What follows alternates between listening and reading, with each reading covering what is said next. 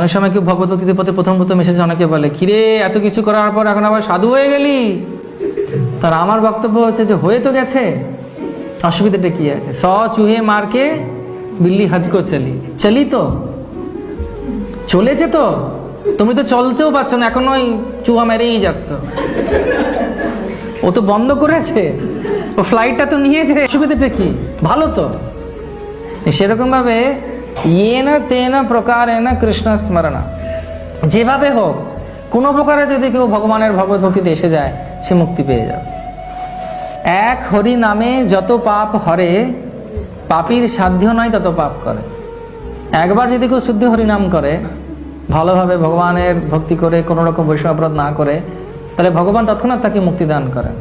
তার মানে এই নয় যে পাপও করতে থাকবো আর হরিনামও নিতে থাকবো, তাহলে পাপ নাম বলে পাপাচারণ হয়ে যাবে, সপ্তম অপরাধ নাম হবে, সেটা নয়।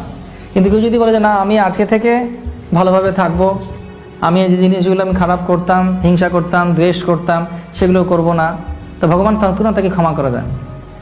এবং ভগবান যদি চান তবে চিন্তার মাধ্যমে চিন্তা করে কেউ এই কথাও যে ভগবানের কাছে আমি শরণাগতি নেব, ভগবানের কাছে আমি যাব, ভগবানের কথা শুনবো, তাতেই তার সমস্ত পাপ পুড়িয়ে ছাই হয়ে যায়।